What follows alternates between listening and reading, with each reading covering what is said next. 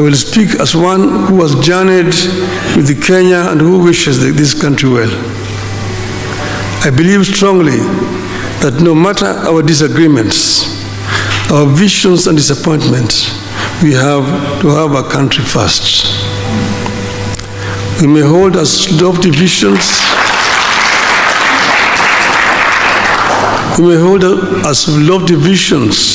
as we wish, but without a country to implement the ideas, they will remain mere wishes and defied dreams.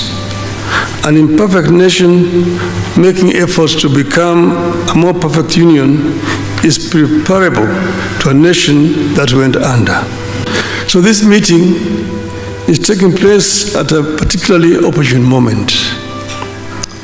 It is the first since the ODM and the UDA signed an MOU that not only preserved the nation, but also set out a broad agenda for the creation of a people-centered, proactive, inclusive, and pragmatic service delivery.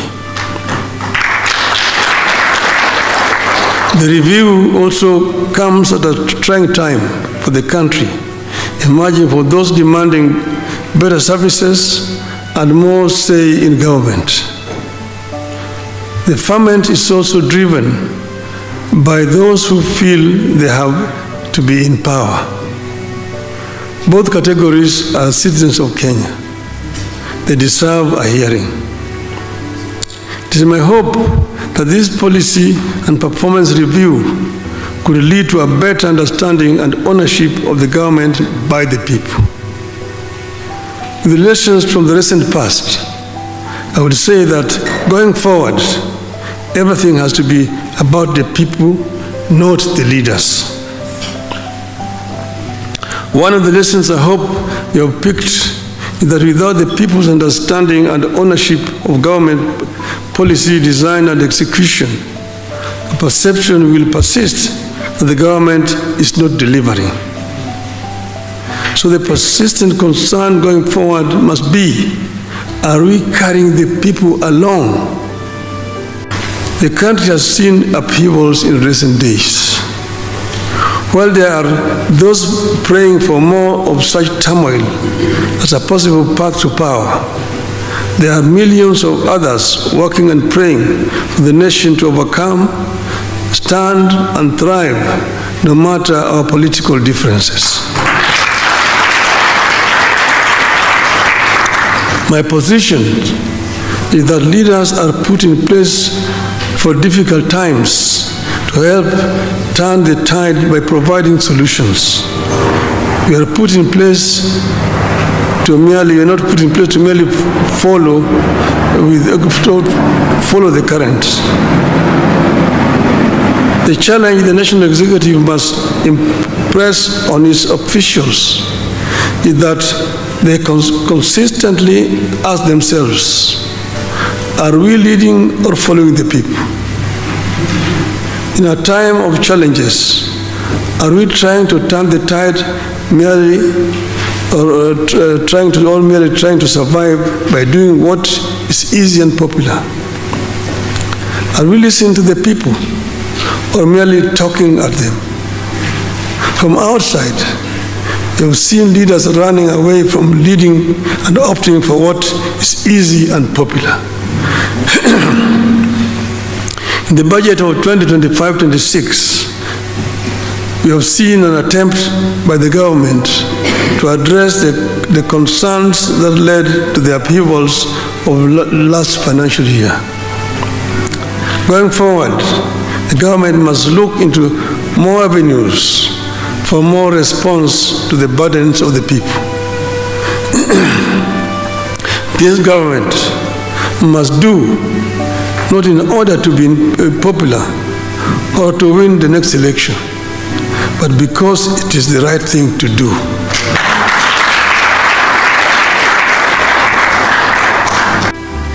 And if you look at Korea in the 60s, it was just like rural Kenya. If they show you what it looked like, the rural Korea, it was like our rural Kisii today, an urban slum. where people are living all over the place. The agricultural land, people living everywhere. Then they decided deliberately that you need to bring people together. People live together. They came up with an idea of housing. But this housing was not just building shelter for people. You are addressing 5 fundamental issues here. You are addressing employment, you are addressing shelter, you are addressing education, you are addressing health and social amenities. So it becomes an integrated development. If you build affordable houses in Kibra and leave it there, people, they will move in. But how are they going to pay the mortgage? You must put up workshops there for them where they're going to work, put a market there where they will sell their wares, okay? And put a school somewhere where the children will go, put a health center somewhere there where if they're sick they'll go, and a social place where they can go for recreation, or they can go for one for the road. After work, then it becomes sustainable. It becomes sustainable. So I'm happy that you have embraced AI, because it is the way forward in the world today. And Kenya is very strategically situated where we are. We are very fortunate. Kenya can become a hub, a big hub. I was very disappointed when we are not able to move on with the airport contract. That was really very unfortunate. You know, we had awarded the Greenfield airport contract before we left government with Kibaki in 2012. That contract was cancelled. Then it was given again to the same contractor later. But then again cancelled somewhere because of disagreement in the middle. And then now, when we now brought in the Adani, they brought all these politics, and then the contract was cancelled. If that is not done, Nairobi will just become dormant. Look at Addis Ababa. It's going, and now they're putting up a new big airport. So Addis Ababa is going to be the hub around.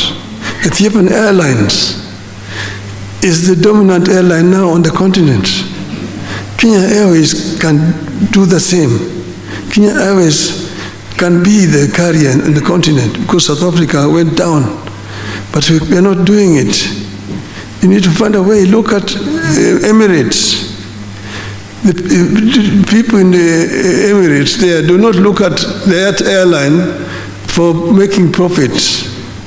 It's basically a vehicle bringing investors, tourists, shoppers to the Emirates. KQ can be making losses so long as it's bringing people to our country. See, this is the thing. And put up a big airport in Nairobi. If you don't do it, Rwanda is going to do it. The Kigali will become the hub around here.